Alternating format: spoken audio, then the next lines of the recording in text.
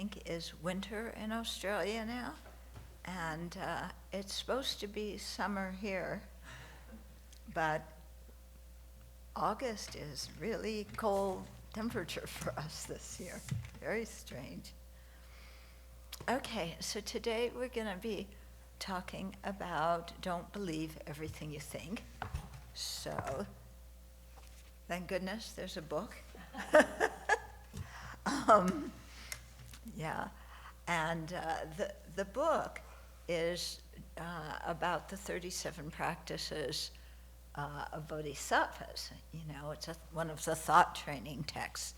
And so all the verses are, how to say, when you look at our samsaric mind and what we think is important and how we interpret things, every single verse counteracts that, one or another aspect of it. Okay, so that's why it's called thought training or mind transformation, something along that line, because it's taking this certain situation that we, quote, quote, normal people would react in a certain way, and show that from a Buddhist perspective, our normal way of responding is actually abnormal compared to what a realistic and beneficial way of looking at things is. Yeah, and so we really come to see that we shouldn't believe everything we think, because a lot of what we think just, it's off the wall, so to speak, yeah. And when we really examine it, it doesn't make a lot of sense, you know. Now, of course, our mind fights back, yeah, because if our ignorant mind, you know, were not so strong, then when we stop seeing permanent things as impermanent things as permanent, and talked about them being impermanent, we would say, oh, yes, yes, and instantly have a realization of impermanence, and that would be it. But, yeah, we hear things like, you know, impermanent things are that, you know, when we look at impermanent things, we realize that we do think that they're very stable and predictable, and they will remain the same way forever and ever, yeah? And then we're so surprised when things change. Yeah, why are we so surprised? Is the situation of things changing so surprising? No, because if we open our eyes and look around, we're changing every single minute, even on a microscopic level, let alone on a very gross level. Yeah, we're changing all the time. We can see that if we look. Yeah, but when we don't, it's like, well, we're building the Buddha Hall, and it's going to be here forever. And this building, Chenrezig Hall, is going to be here forever, and our relationships are always going to remain the same forever. Yeah, and all my bad qualities, oh, they're going to be here forever. They're not going to change.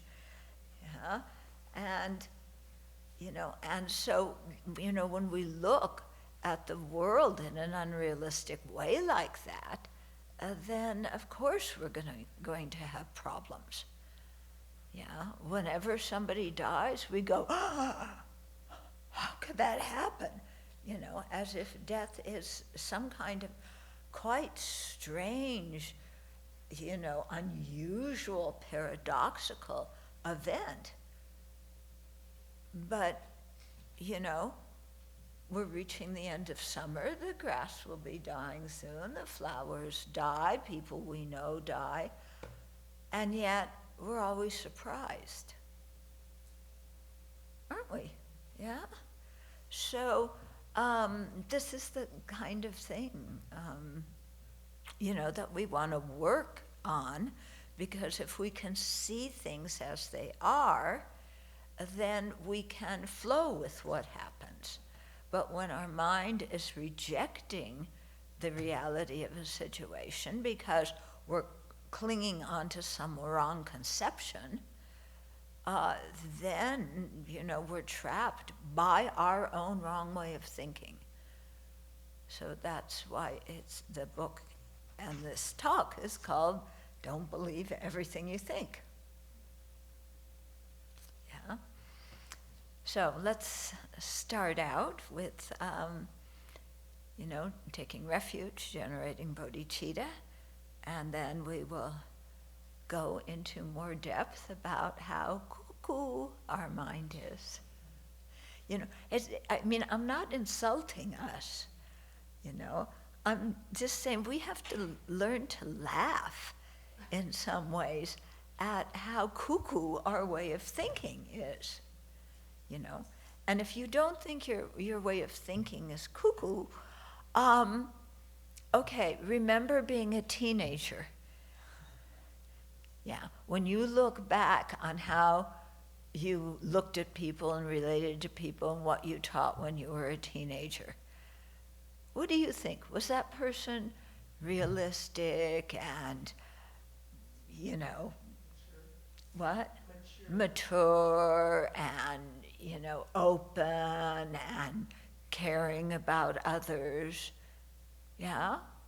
You're a teenage you? Oh, you look perfect, huh? Yeah. Perfect. Yeah, he's the same. Permanent. Yeah. Permanently a teenager.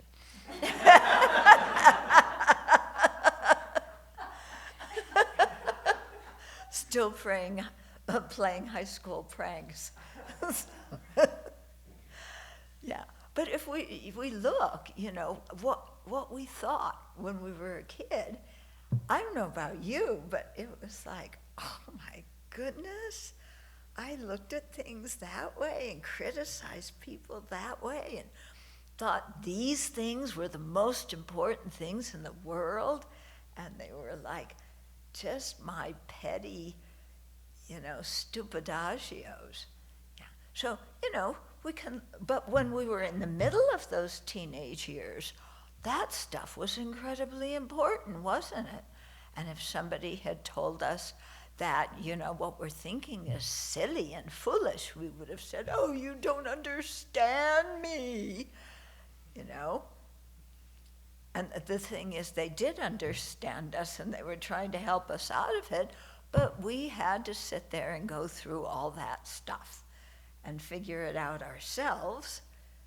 Yeah, that way of thinking and acting really was not so cool. Okay, so, same when the Buddha tells us things too. Yeah, because as adults, now we are mature, we are wise. Yeah, but the Buddha tells us things that our mind fights against. Yeah, how come he's called the Buddha? What's he talking about? He says when I'm jealous of somebody, I should instead rejoice at their good qualities and their good opportunities. That is off the wall, How can I rejoice at somebody else's good qualities? Because they don't deserve to have them. I should have them. Yeah. Okay, so we fight with the Dharma, at a certain level until we keep meditating and thinking about what the Buddha said, and then, something gets into our thick skull, as they say. Yeah? So,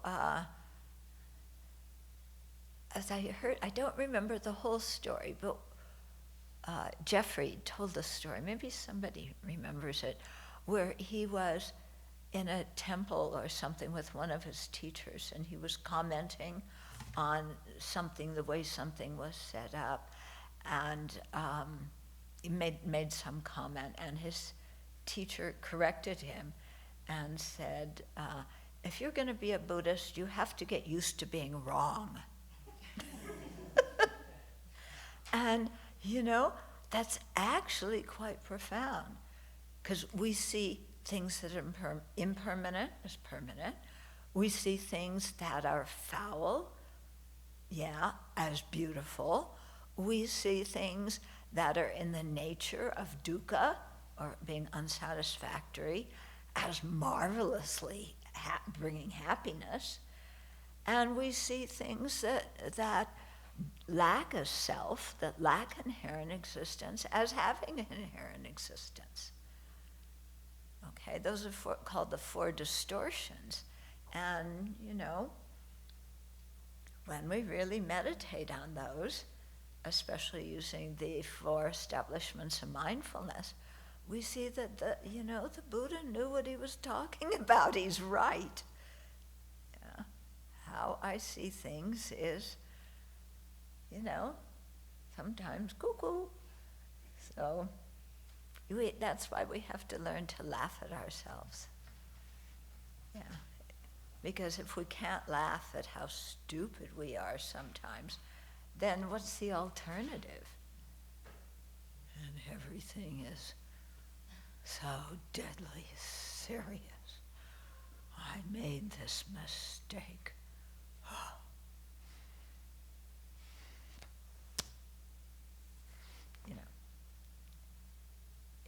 And who wants to live like that when actually how we think sometimes is hilarious? Yeah. Okay, let's take refuge and generate bodhicitta, and then we will go into this some more. Okay, they're gonna put the verses on the screen. Okay. I take refuge until I have awakened in the Buddha, the Dharma, and the Sangha. By the merit I create by listening to the Dharma, I will attain Buddhahood in order to benefit all sentient beings. I take refuge until I have awakened in the Buddha, the Dharma, and the Sangha.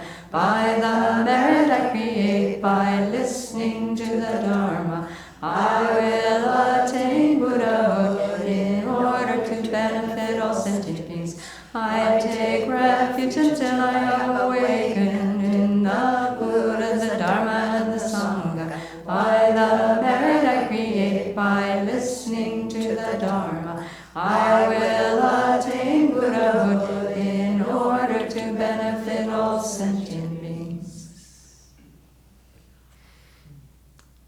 May all sentient beings have happiness and its causes. May all sentient beings be free of suffering and its causes. May all sentient beings not be separated from sorrowless bliss. May all sentient beings abide in equanimity, free of bias, attachment, and anger.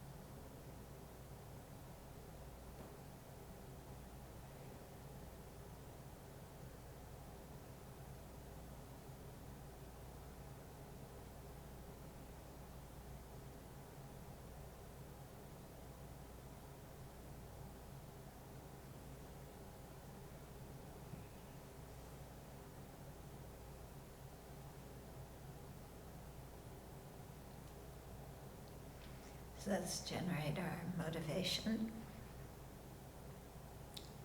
Our usual way of thinking that we hardly ever question is that I'm the most important person in the world. Of course, we're too polite to say that out loud, but that's the way each of us ordinary beings thinks. Now, is that thought realistic? Is it beneficial? Is that a thought that we should believe? When we examine it, we can come up with a good reason why we are the most important one in the world. Especially when there's countless sentient beings who are just like us, who want happiness and not suffering. Why do I think I'm the most important?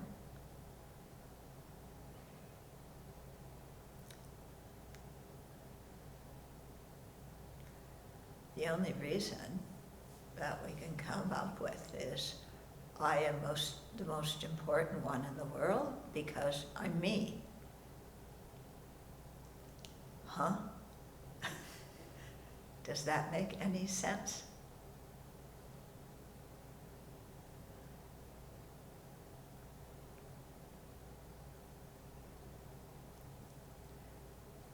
And when we look around us, there's all these sentient beings who've been kind to us in this and previous lives and will be kind to us in future lives. They all want happiness and not suffering. So aren't those reasons why they can be considered more important than me?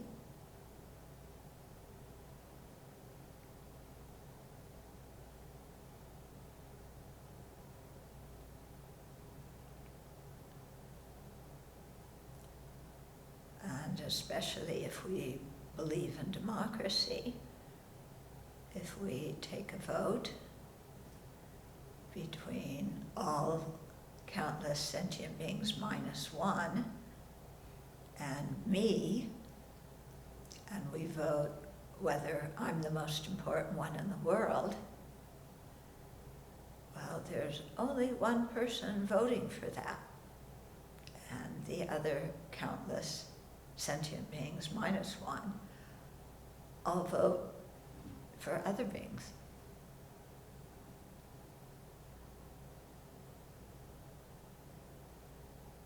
So why do I look out just for myself?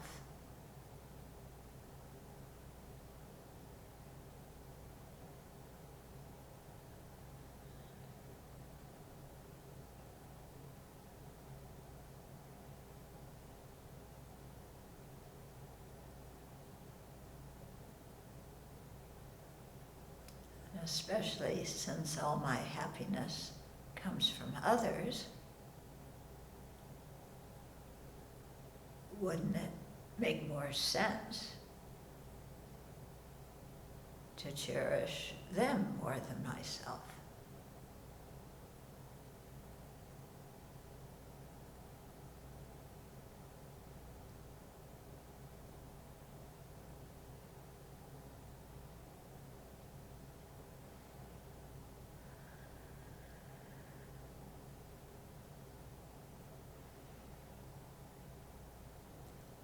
So seeing that, we exchange who we consider most important, so that now we consider others most important, not ourselves.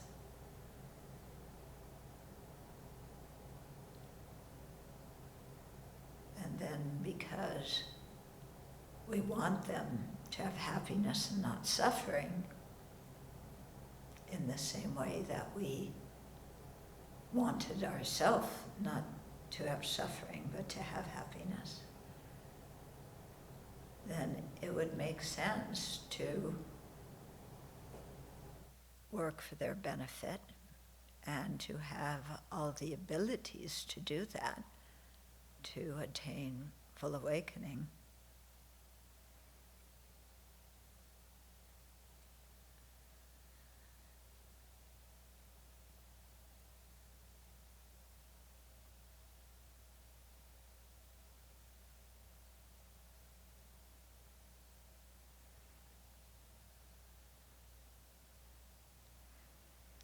So based on that, generate the bodhicitta, and let that be our motivation for sharing the Dharma together today.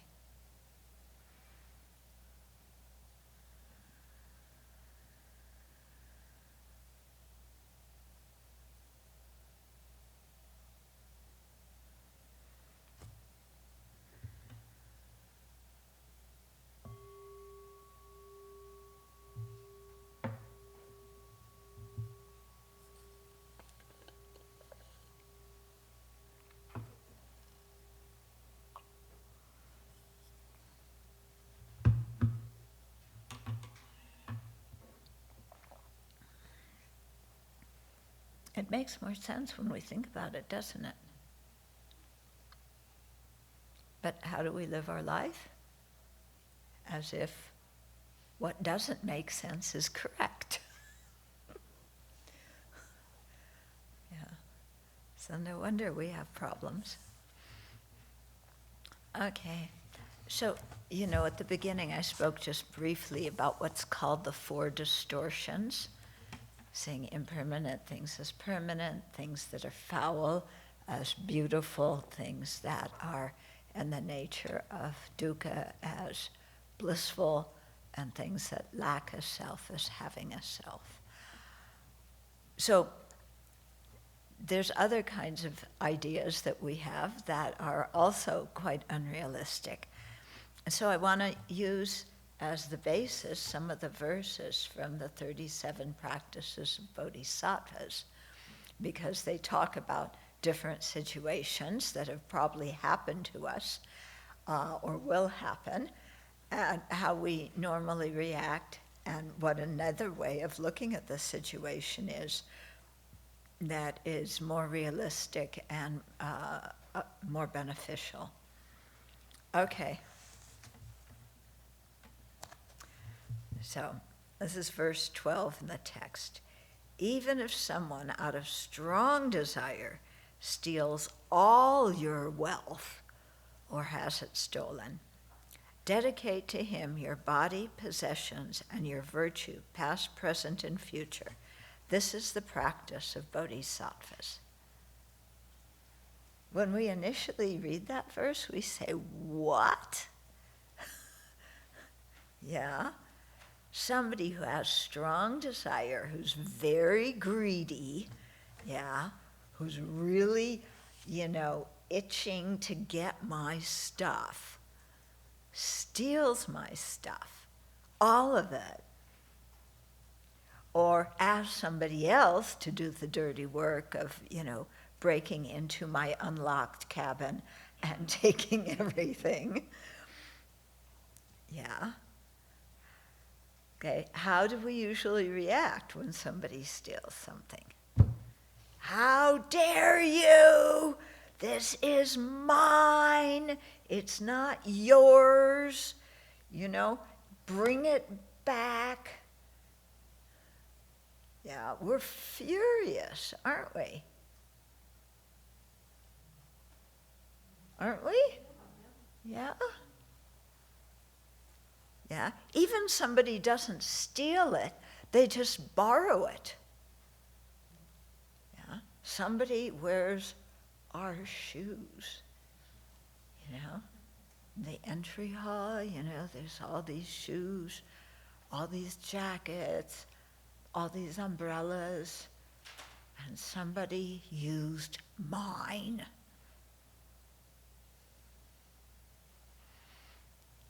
Okay?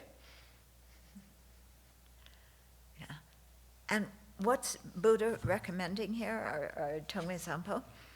Yeah? Dedicate to him your body, possessions, and your virtue, past, present, and future.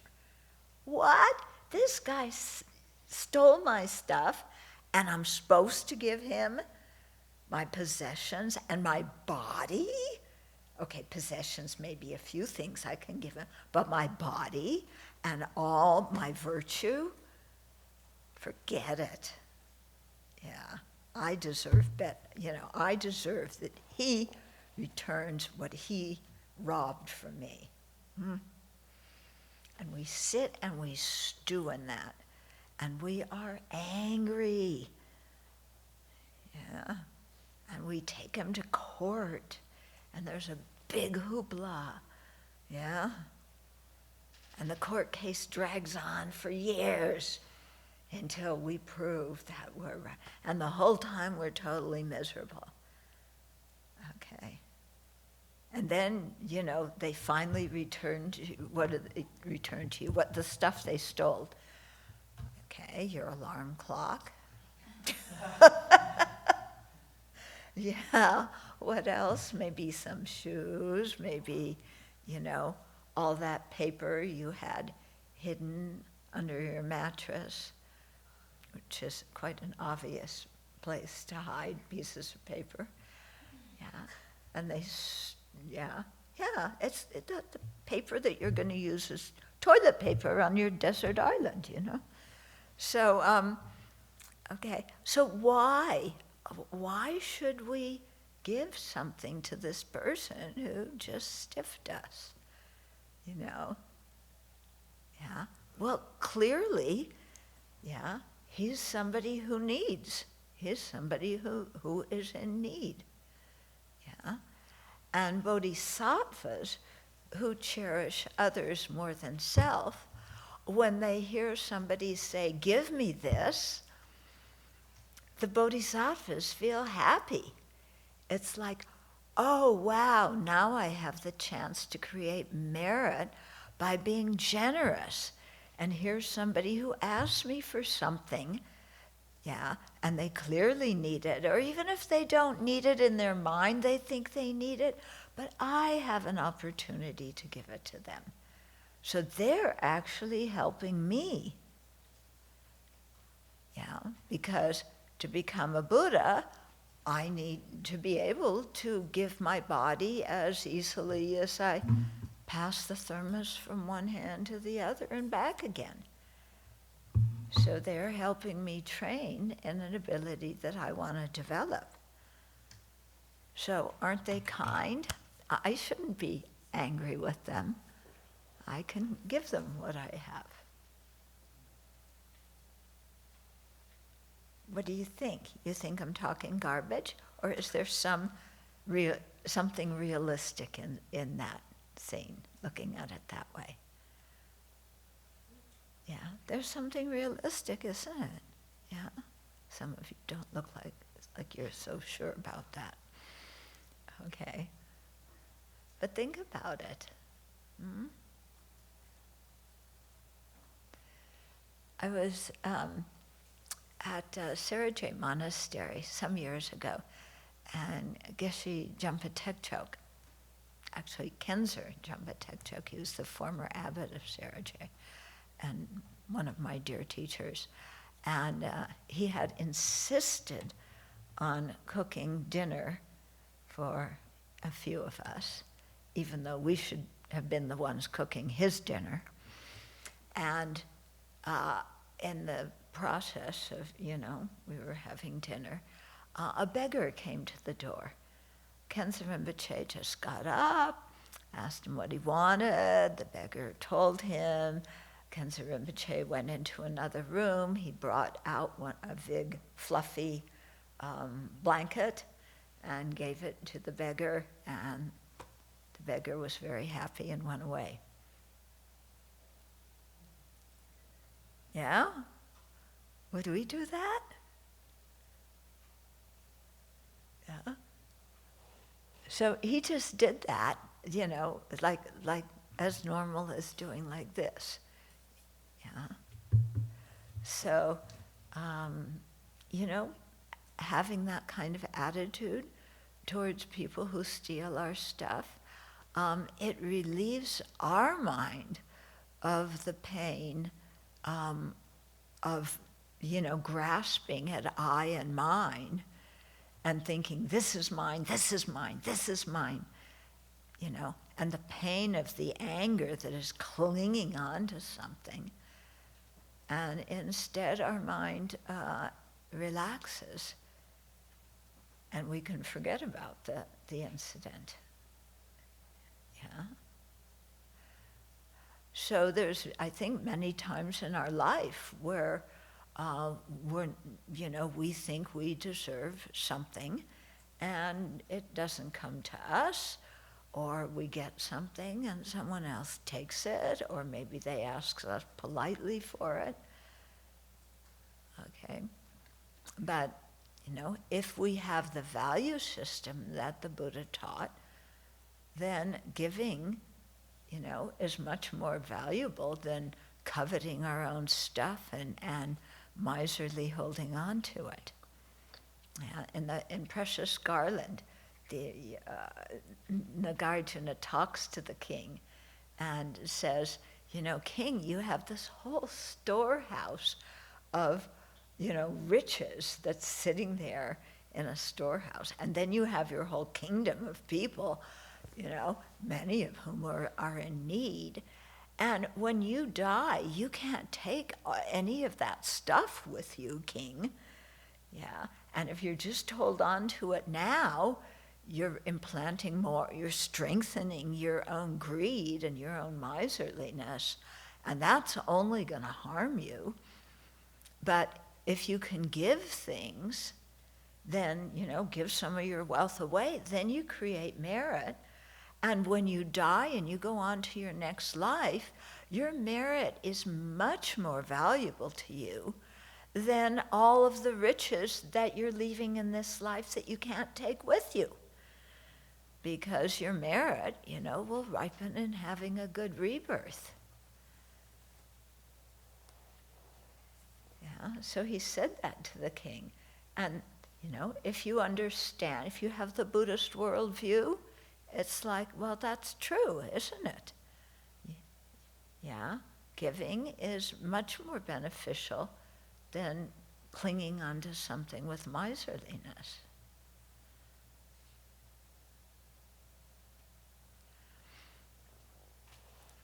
Mm-hmm. So when I lived in India, I was very, very poor, but I was still better off than the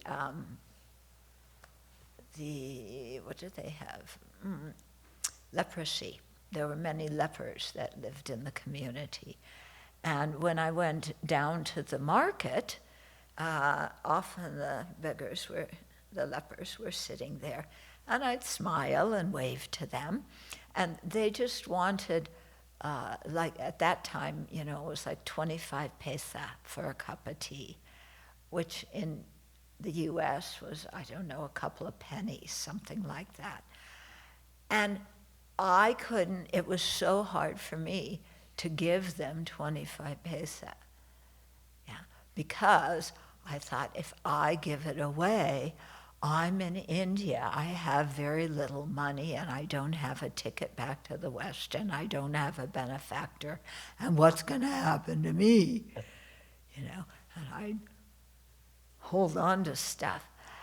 But I was also going to teachings with Geshe Nalandarge, who was a marvelous teacher. I was so lucky. I've had extremely good teachers all along. And Geshe-la in the teachings, would talk about the benefits of generosity. So I would be approaching the lepers, and Geshe-la's teaching about the benefits of generosity and how the bodhisattvas, to take such delight in giving. And that's playing in my mind, and that's playing on one side of my mind. On the other side of my mind is, no, you better hold on to it, don't give it. You're poor, you're not going to have anything. Anyway, it's just enough for a cup of tea. Somebody else can give them that. Yeah. And then it's like, oh, come on, Chodron, it's 25 pace, it's like a few pennies. What are you holding on to? Yeah.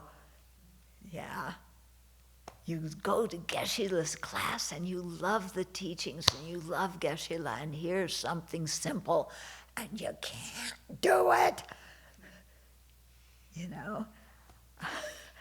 And so it took some energy to push myself. Yeah. And, open my little change purse and give it to, give them enough for a cup of tea. But when I thought about it afterwards, it was like, wow, why did my mind make such a big deal about a few pennies?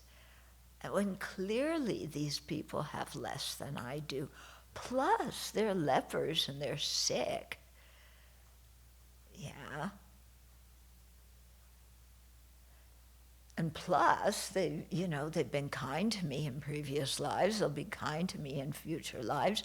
And right now, they're being kind, giving me the opportunity to overcome my miserliness and practice generosity. So why is my mind being so recalcitrant?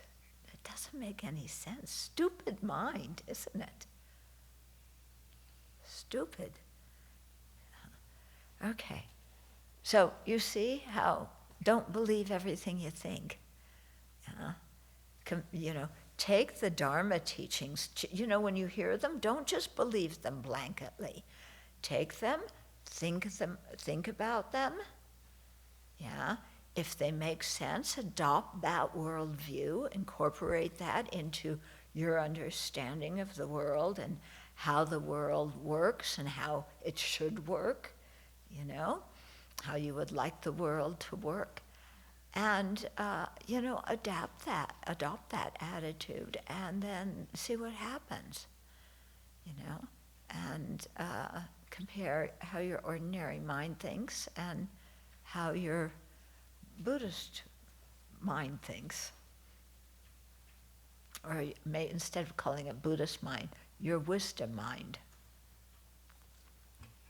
Okay, here's another verse. Okay, even if someone, this one's a little bit extreme, but it does happen.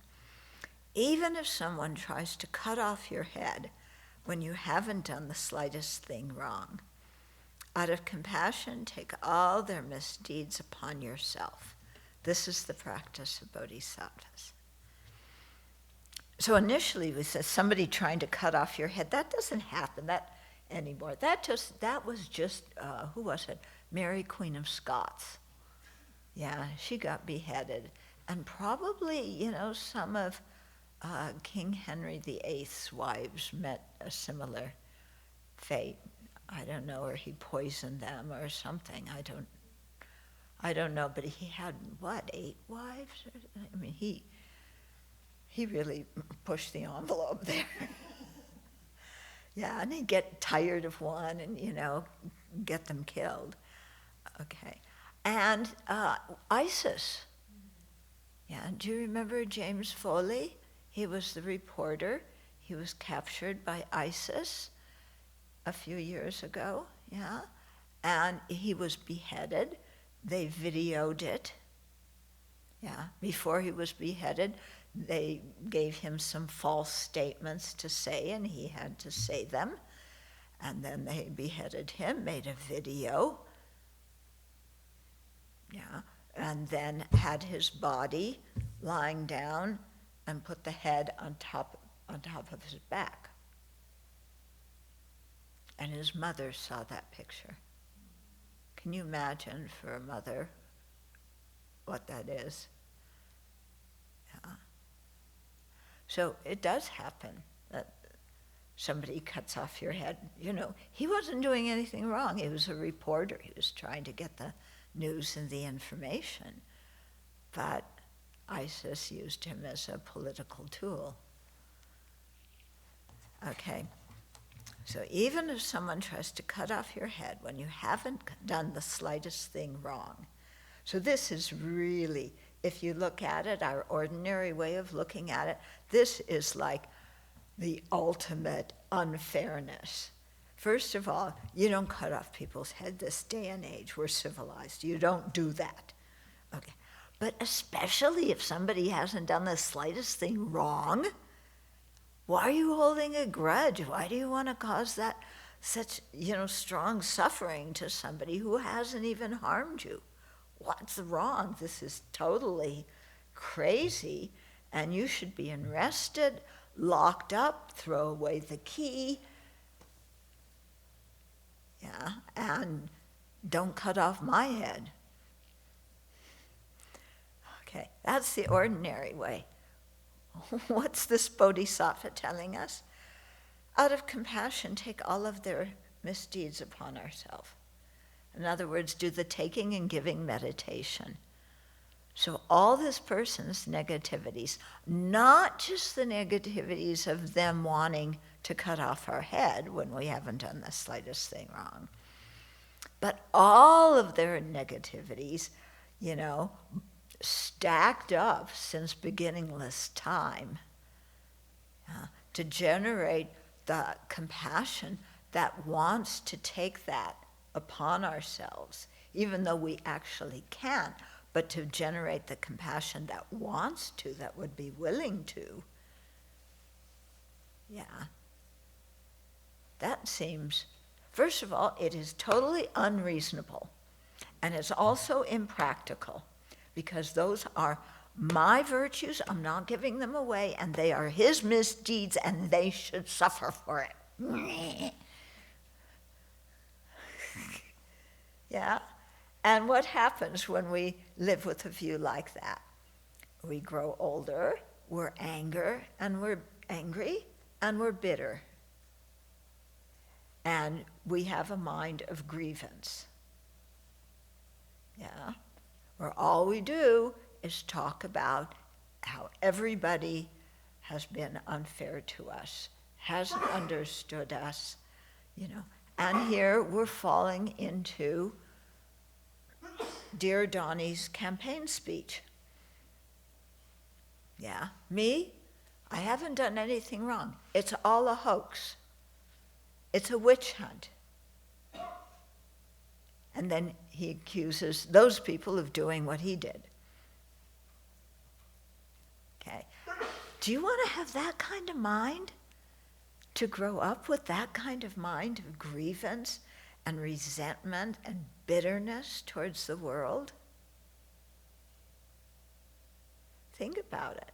We're all day long, you're just going round and around about, I deserve better than this in the world. It's so unfair how people are treating me. Meanwhile, he claims to be a billionaire. But it's interesting, isn't it? The mental state. It's not interesting, it's pathetic. It's really sad. But if instead of getting old and bitter and angry and resentful, with a mind of compassion that wants the other person not to suffer, then we imagine taking on, the suffering, taking on their negative karma and the suffering that it will bring, so that they can be free of it. And wouldn't it be nice, if we have really deep love and compassion for others, then if we could do that, we would feel really happy and content afterwards.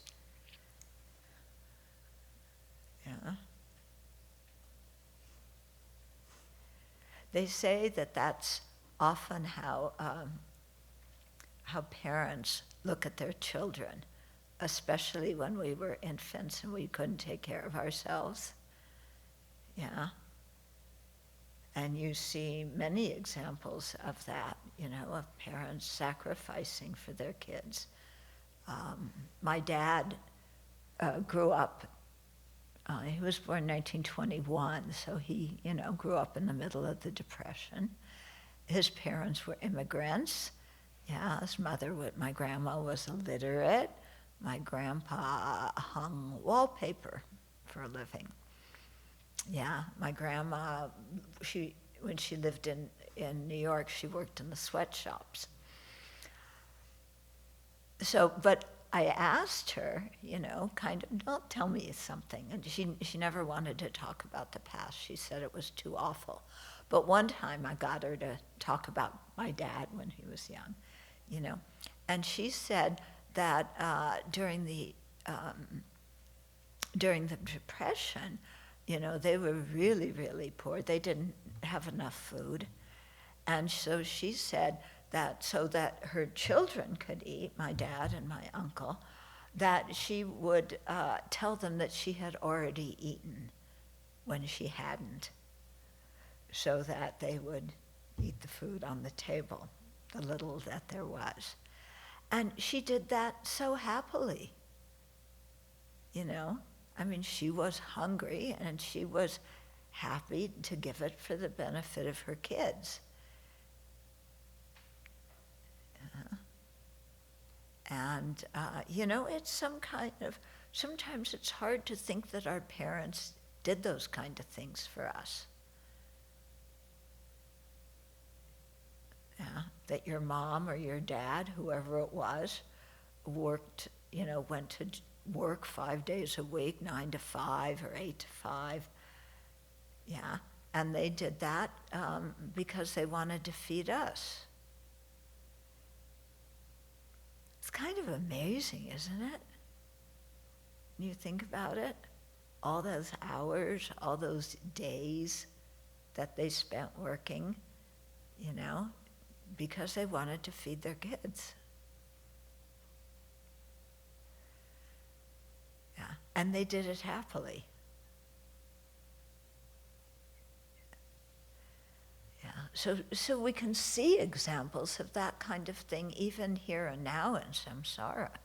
So wouldn't it be wonderful if we as Buddhist practitioners who praise love and compassion and aspire to develop it actually did something motivated by it,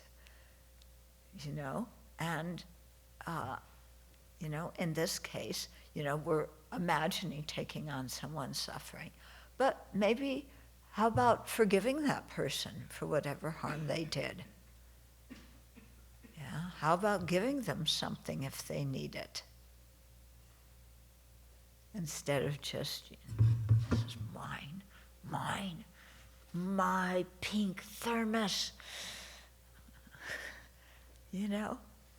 All of a sudden this thermos becomes a symbol of I and mine.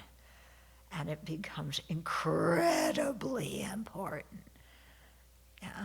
Whereas normally it's just sitting here, I don't think about it. But somebody wants it? No. Mine.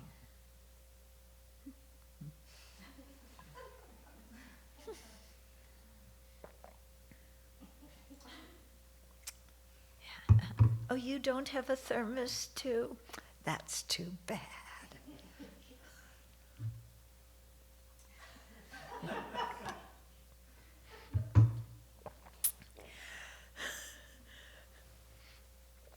Okay, so another example of don't believe everything you think, because what we're thinking is counterproductive. Okay. Oh. I like this one. Even if someone broadcasts all kinds of unpleasant remarks about you throughout the 3,000 worlds, okay, got the scene?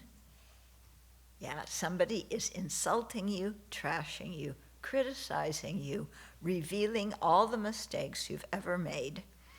And not just to you, not just to a few people around you, not just to the country, but to the 3,000 worlds. They're trashing my reputation, denigrating me. Yeah, in public, with harsh words and a nasty tone of voice, and they really want to rub it in. Yeah? Got the saying? In return, with a loving mind, speak of his good qualities. You gotta be kidding. This jerk doesn't have any good qualities. I'm the one with the good qualities, and they're criticizing me. That's the way our ordinary mind thinks, isn't it? Yeah. Now, maybe you haven't been criticized throughout the 3,000 worlds, but think of a time when you got criticized in public. Or maybe somebody wasn't actually criticizing you, but you interpreted it as criticism. Maybe you misinterpreted things. Yeah, or maybe they were insulting you in front of everybody. Yeah. And what's your usual reaction? Yeah. How dare you? Yeah. How dare you? What you say is totally a big fat lie. And who do you think you are talking about me that way and trashing my reputation? Okay, and then I just get really mad, lay it on there, okay? Criticize them back. Talk to everybody else so that everybody else sides with me against that person who said unpleasant things about me. Forget about the 3,000 worlds. It was to 3 people, But that is a national disaster. Yeah, and I've got to stick up for myself. This is totally wrong. Yeah, I'm right. And I'm going to get everybody else on my side, take that jerk to court, win that case, make him publicly apologize, and be humiliated just like I felt. And then I'll be happy. Yeah, I'll take my revenge, make somebody else totally miserable, and then I'll rejoice. What kind of person does that make me if I like to cause suffering to living beings who are already stuck in samsara suffering, but I want to compound it and give them some more suffering? And then to delight in it. What kind of person am I that I want to cause other beings suffering, and then I'm happy when I do?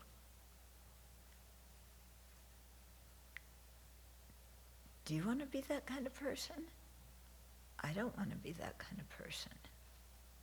Then why am I acting like that? Why am I thinking like that if I don't want to be that kind of person? Yeah? Why am I acting and thinking like that? Because I'm believing everything I think.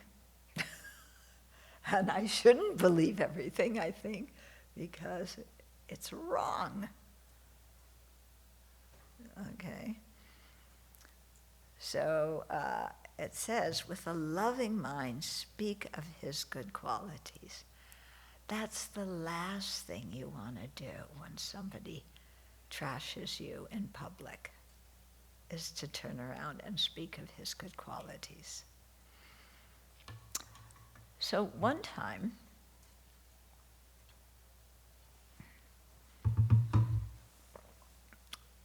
when I received ordination in Taiwan in 1986, right after that, there was a Buddhist conference that was organized by Fo Guang Shan, And my team leader in the ordination was from Fokwan-san. So she invited me to come. And the master had invited actually 2 people from Kopan, 2 monks that I knew. And so I went, and we had a little conference, and then they took us on a tour to various holy places in Taiwan. And then at the very end, they had sat us all down, and you know how they always thank people and give you door prize kinds of stuff. So anyway, the master, how do you say his name? Xing Yun. My Chinese ain't so great. Yeah, so this was in his younger days. This was in '86. So he got up, and he had called some of his disciples to come up too. And so he was introducing them. And so he introduced one bhikshuni first and said, she organized XYZ part of the conference and did a wonderful job, and everybody clapped for her. And then there was another monk, and he did this thing, and it worked out really well, and we're all so grateful, and so everybody clapped for that monk. So there was maybe like one other person or something, and then the last person, he did the same for the third person, then the last person, he looked at it. But that monk, I asked him to do blah, blah, blah, blah, blah, and he didn't do it. And he let us all down. And so if, this problem that we had in the conference, it was because he didn't do his job right. And there's that monk standing up after, and his own teacher is saying that about him. After the teacher praised 3 other disciples, and he's doing it in front of a whole gathering of other masters and disciples from other Buddhist traditions, who are the ones, of course, you want to impress. And he's trashing that monk. And, if you were that monk, how would you feel? What would you think? I'm out of here. I worked my butt off. And, and now I'm getting criticized. Yeah, he doesn't appreciate anything. I know he's my teacher, but this is really wrong. How can he talk about me this way? Yeah, we would probably be furious, okay? That monk just stood there, and he took it. He didn't cry. He didn't run out of the room. Yeah, he didn't give his teacher a dirty look. He took it. And I thought, he is a very good Dharma student, and his teacher could do that because he knew that that disciple was a very good student. Yeah. And he knew that him doing that would help that disciple. Yeah. And he probably didn't do it to the first 3, but instead praised those 3 because they weren't at a point yet where they could handle that kind of criticism. I thought, this guy, he's a good student, Yeah, because, what does it say?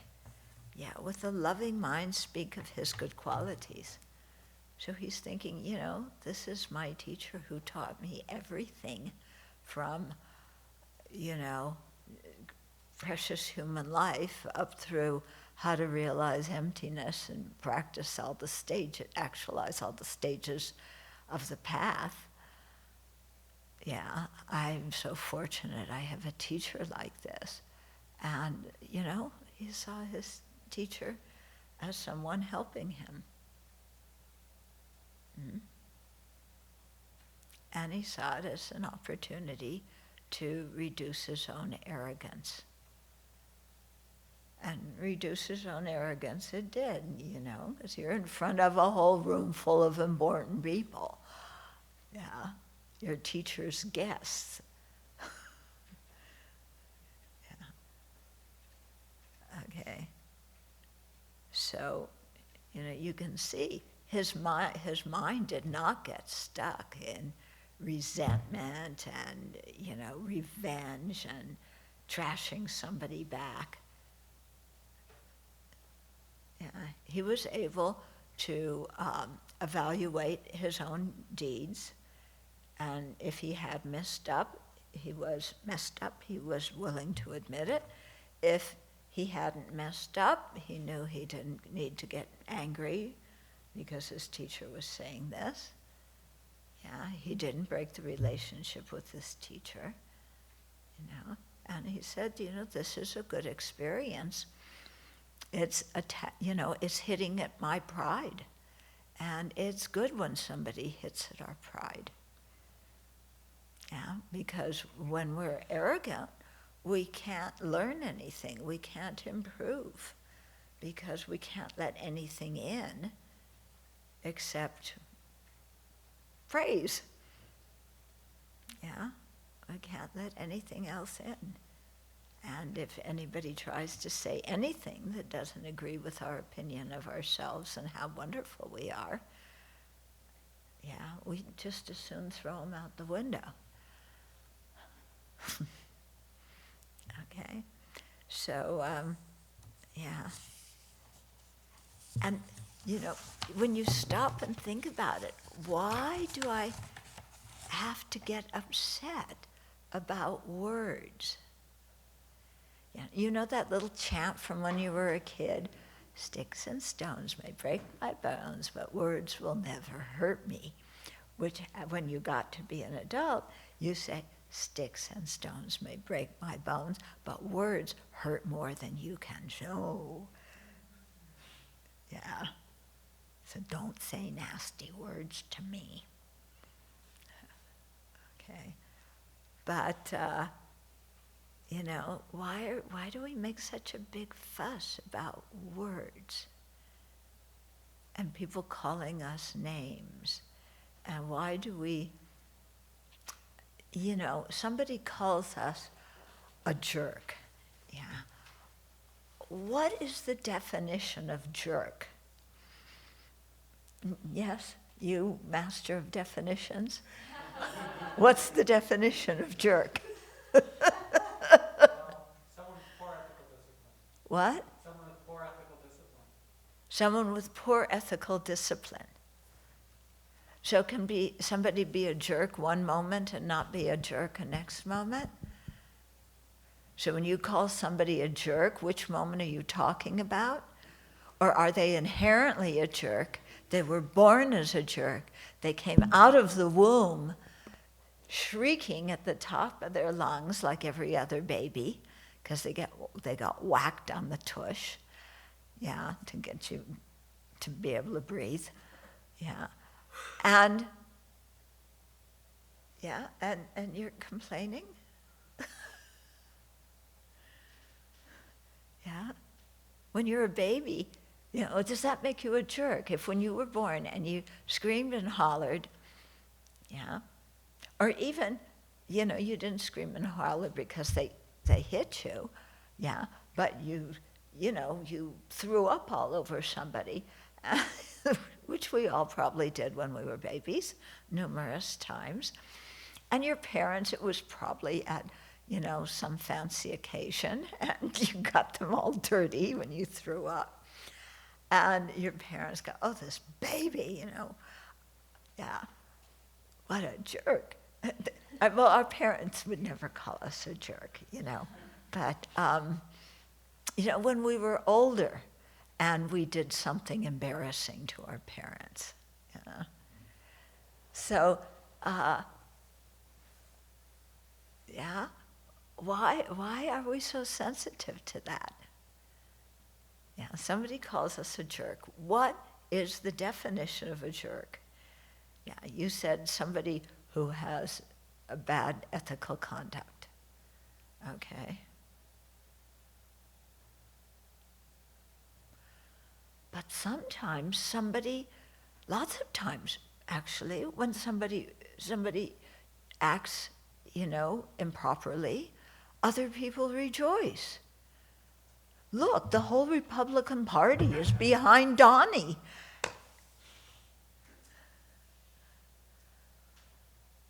Yeah.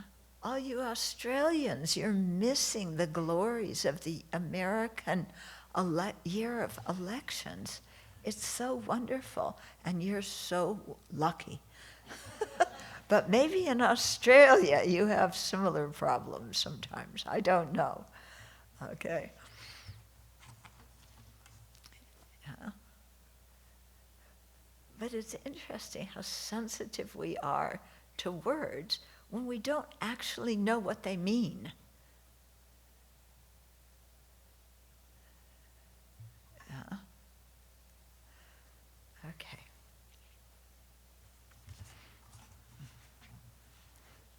Okay. Oh, here's another one. Even if a person for whom you've cared, like your own child, regards you as an enemy, cherish him specially like a mother does her child who is stricken by sickness. This is the practice of Bodhisattvas. Okay? So this is talking about somebody betraying trust. Okay? So it's somebody that you've cared for, like a parent cares for their child.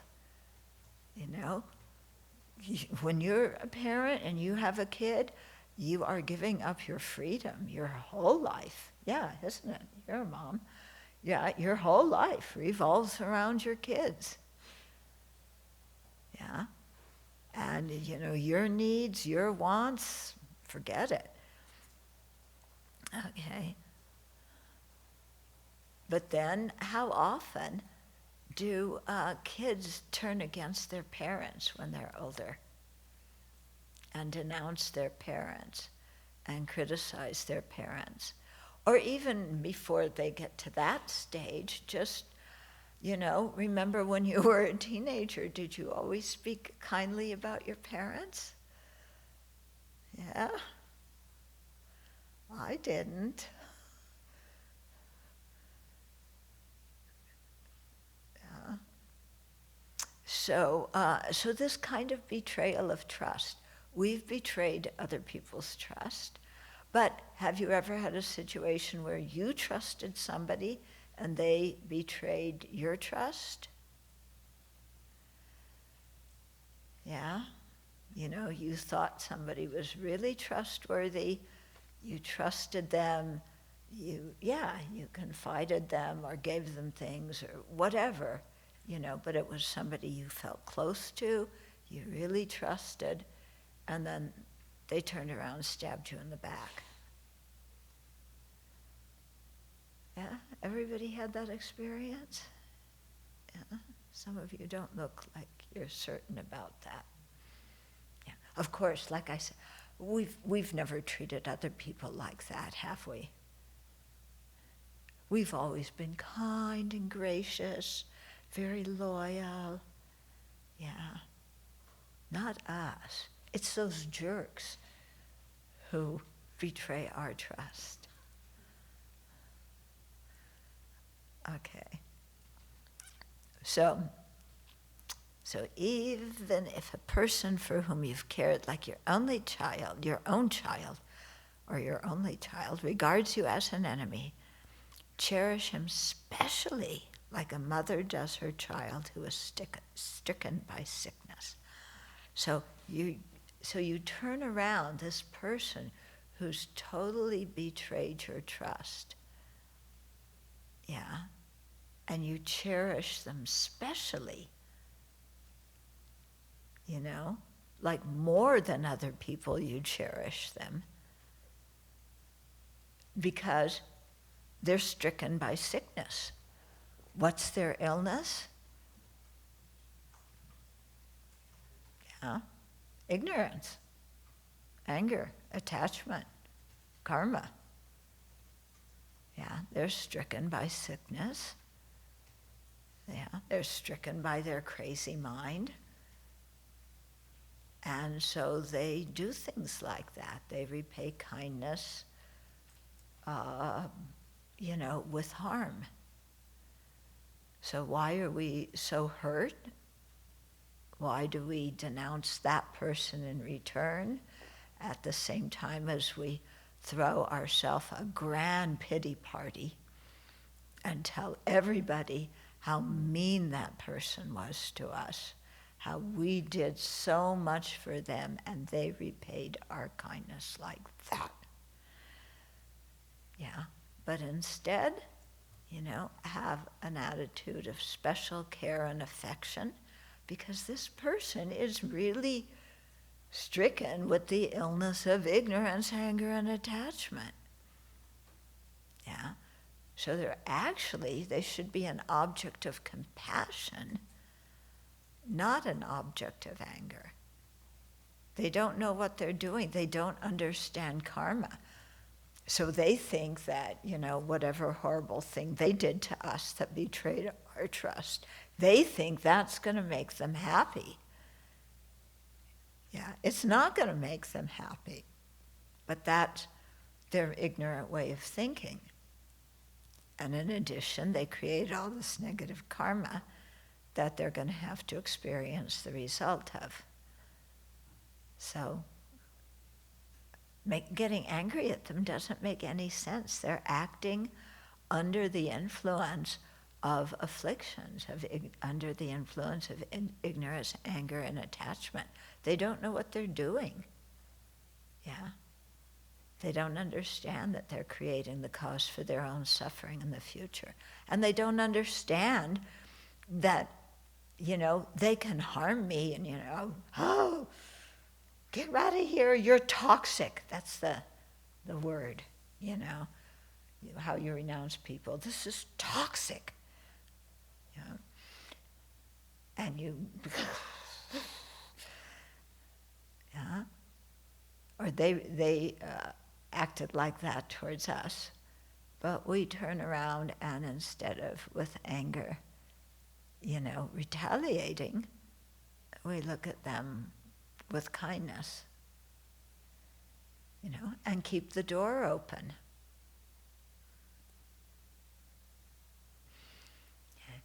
So, when you think about it, it's much more reasonable, isn't it, when somebody mistreats you, to keep the door open, to realize that they're doing that under the mistaken notion that, renouncing another human being, is going to bring them happiness and will somehow alleviate their suffering, which it won't. But they're under that mistaken notion. Why should we hate such a person? Why should we want to revenge such a person? Doesn't make much sense. One time I was at one mother, some of you knew her in Seattle, Lori and her son, Keaton. So I didn't know them very well. This is maybe the first or second time they came to a talk. And Keaton's an adult now, but he was just a little kid, I don't know, at that time. And so she came to talk with me about something, and she's, Keaton is in her lap. And Keaton was in a bad mood, It's like, Mom, we just sat through this whole talk and I couldn't run around, and, now we have to sit again. I mean, this was probably what's going through his mind, I don't want, I want to do something else. I don't want to sit here. You know how babies are.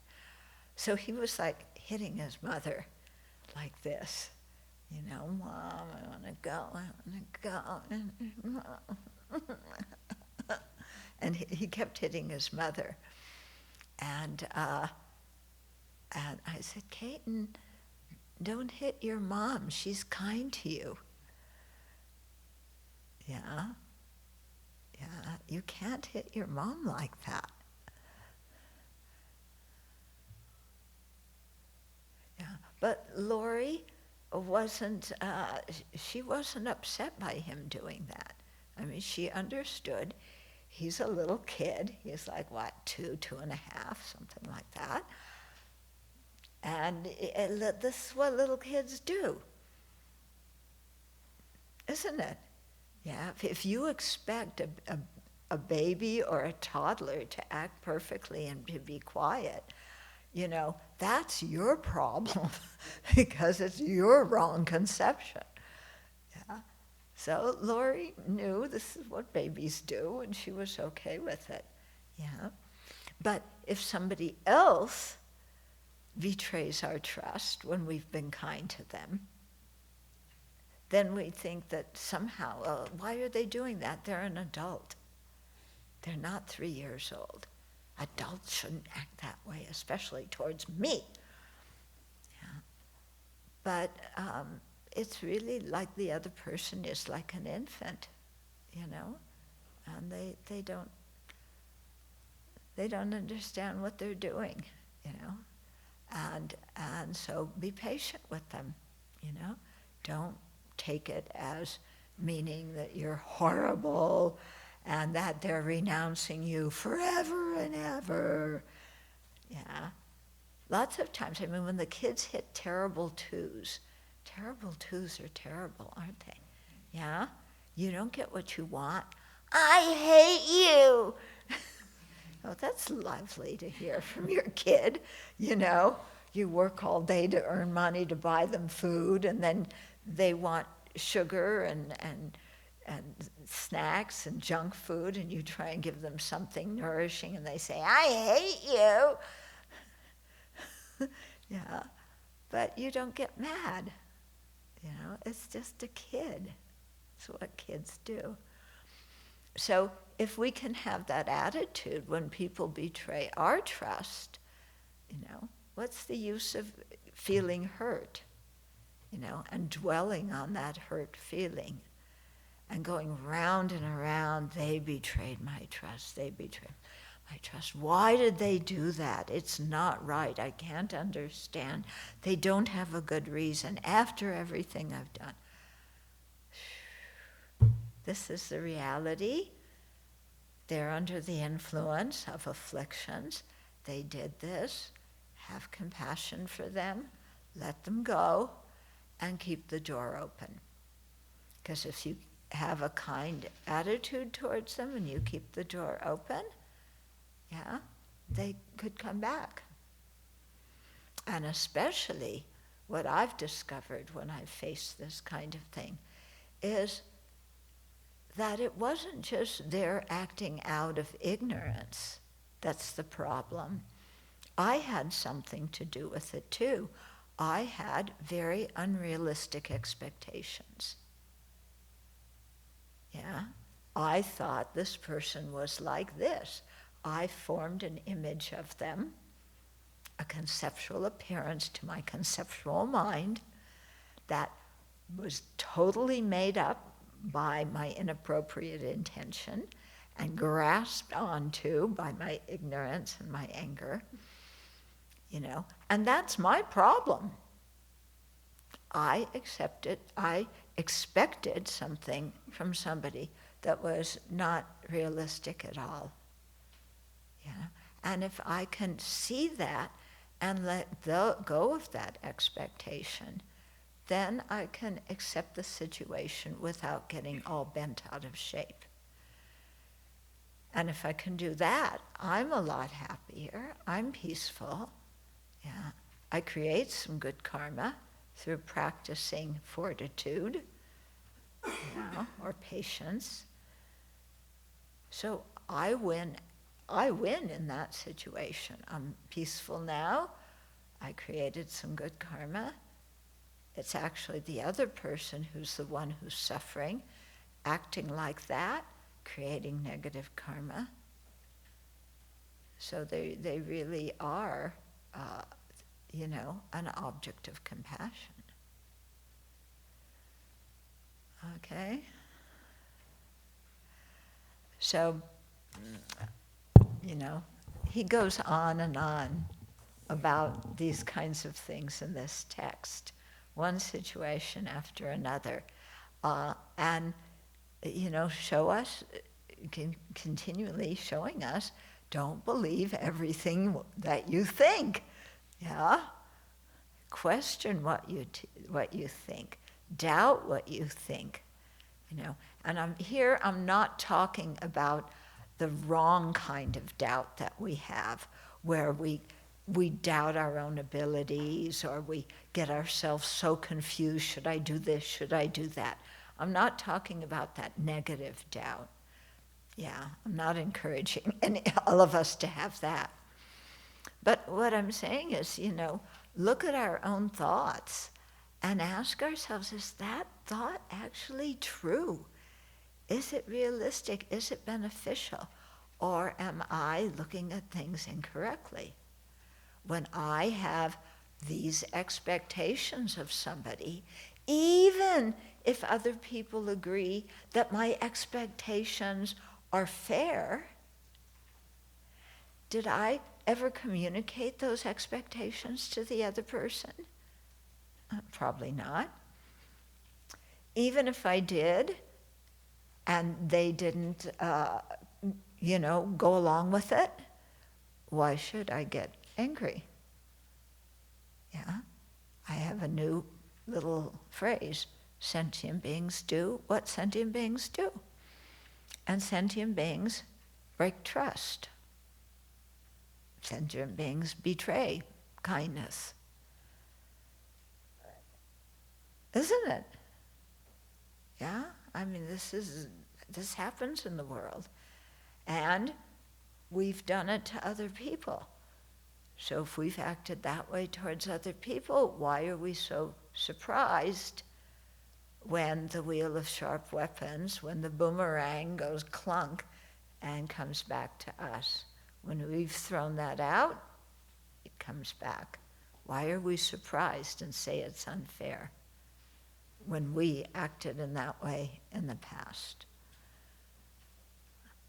Okay? So through really meditating on these verses and applying them to situations that we've had in our lives, we can really begin to change.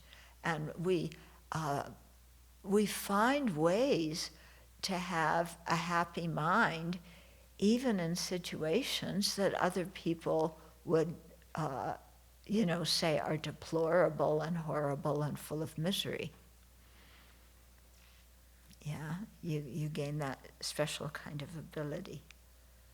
So it's beneficial. Okay, should we, I'll pause here. We have a few minutes left. I thought people may have questions or comments. So we can do questions here, or people in Oz, you can either put it in the chat box and somebody will read it, or unmute yourself, raise your hand first, and then unmute yourself and ask the question. Anybody online want to start, or? Okay, maybe we'll start here then, and while you're thinking of your questions. Yeah.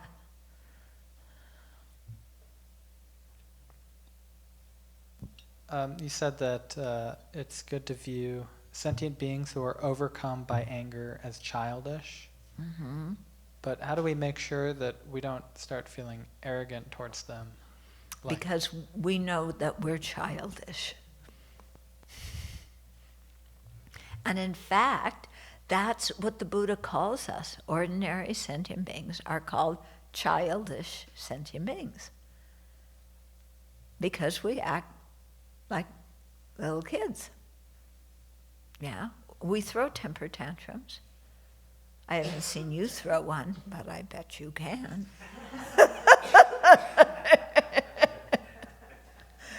We throw temper tantrums. We, throw sand in somebody else's eyes. We had our next door neighbor, the kids would throw stones over the fence. We cheat. So yeah, just like little kids.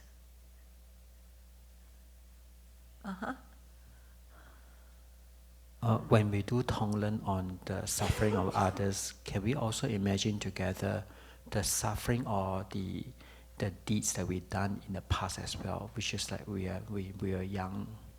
Okay, ask the question again, because somebody coughed in the middle of it, and I didn't hear it. When we actually do a Tonglen on the suffering of other people, can we also visualizing that the pain and suffering that we've gone through in our past as well when we were a kid or younger? Okay. When you're doing Tonglen, you're focusing on developing compassion for others. Okay. As a lead into Tonglen, they say that we can start with ourselves and imagine taking on our own suffering with compassion for ourselves. But that's a warm-up exercise, because Tonglen is really to do it for others.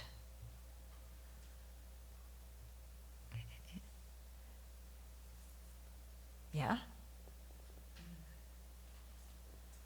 I've always taken to heart your idea about to be able to understand the kind of trust that people can bear.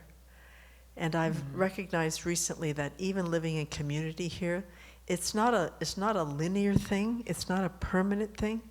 And even for myself, as some people, I gain the trust with certain responsibilities or reliability, and then I go through these stages where I'm just not reliable, I'm just not responsible. But people have gotten confident with me having that trust. So I just thought maybe you could speak a little bit about the ever-changing growth and struggles around holding a kind of trust and understanding what we can bear and what other people can bear, because a lot of conflicts and misunderstandings are because I expect things of people in that moment. The trust is not where it was maybe 3 months ago. I sometimes just really get frustrated because I think the trust is always going to be exactly the way that we have developed our relationship. Right. Okay. Yeah. So,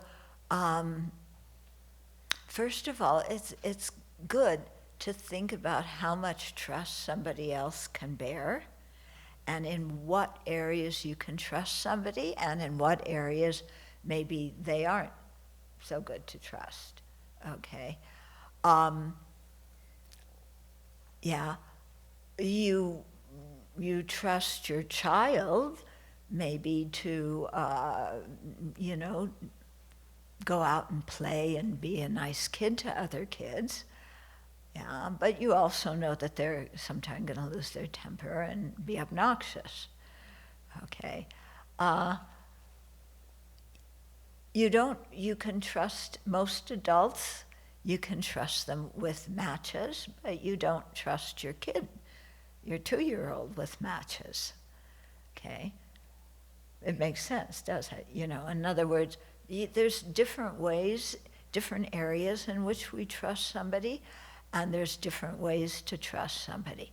So when you get on a plane, you don't know the pilot, but you trust the pilot to, fly the plane and get you there safely.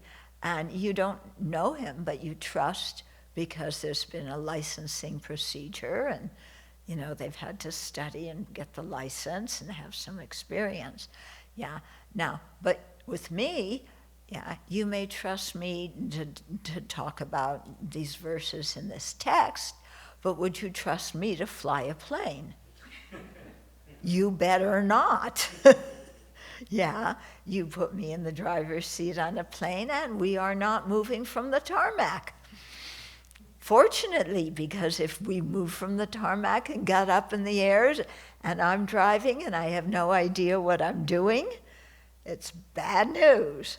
Okay, but there's other areas in life that you can trust me in, I hope.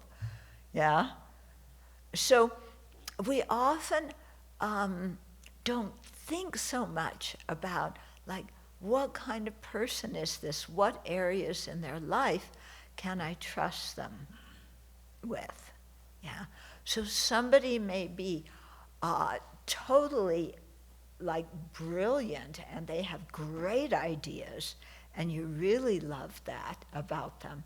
But they may be totally unreliable when it comes to doing things on time. Yeah, they're great in what they do, but stick to a schedule and do things, by a certain due date, hopeless. Okay, so if you know that, okay, I can trust them to come up with a good idea, but I can't trust them and expect them to do it on time. Yeah. Whereas other people are very, very punctual. We can trust that they'll be there on time, but maybe they aren't so clever in that particular area, so why are we expecting them to come up with some brilliant idea when that's not their area of expertise? Okay? But sometimes we don't think about this too much, and we just kind of have a blanket trust for everybody. That is our wrong expectation. And sometimes we go to the other extreme and we don't trust people who are trustworthy, and we're just suspicious, all the time suspicious. Is that person going to hurt me? Do they like me? Can I trust them? What's going on here? Yeah, so we often go from one extreme to the other. Yeah? And the thing is to learn from experience. And so today, maybe I trusted somebody to be on time. They weren't. Yeah. But tomorrow they may be on time. And they may be a person who's usually on time, but today something happened. So I need to accept that, as they say, life happens, and sentient beings do what sentient beings do. Yeah. And so I need to adjust accordingly and leave some space for things not happening even the way those people told us they would. Anybody who's ever dealt with a contractor or done any construction knows this. It costs more than they told you that it was going to cost, and it takes longer than they told you it was going to take. And you trusted them at the beginning, and then as the cracks start to appear, you're going, but, it's signed here in this paper, you signed this, that this would be done this way.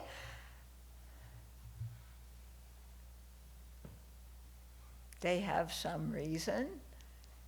Oh, well, somebody else forgot to add that in, and the prices went up, and the weather was bad, and so-and-so stubbed their toe, and, they always have a reason.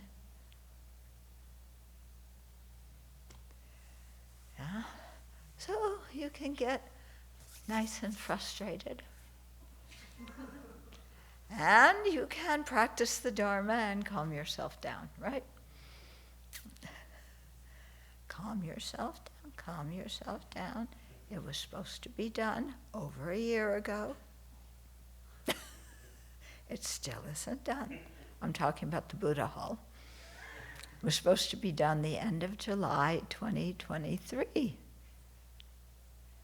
And I won't tell you how much extra money they're charging us. Yeah. But I've learned a lesson about working with contractors. Yeah. So, if it was frustrating and difficult, well, that's because I had unrealistic expectations. The next time we build a building, somebody else is going to do it. Not me, I'm not going to be in charge.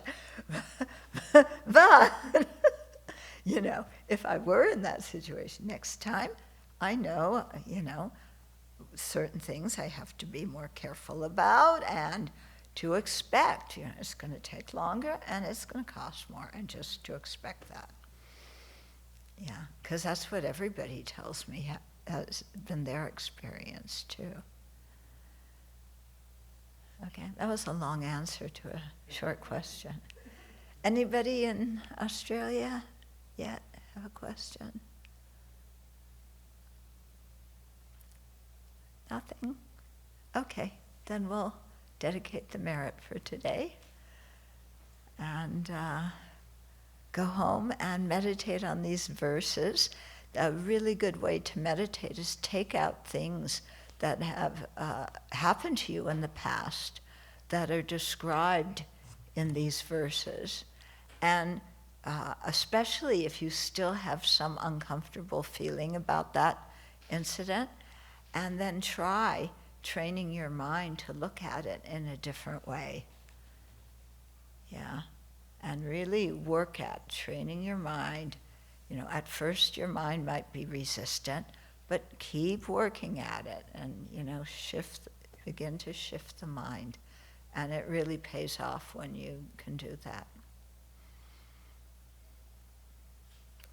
Okay, so we'll dedicate.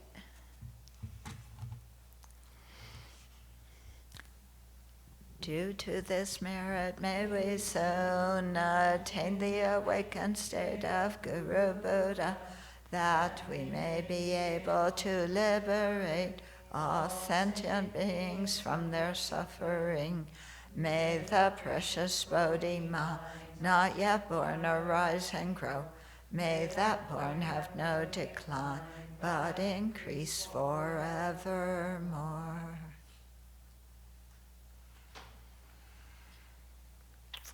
Okay.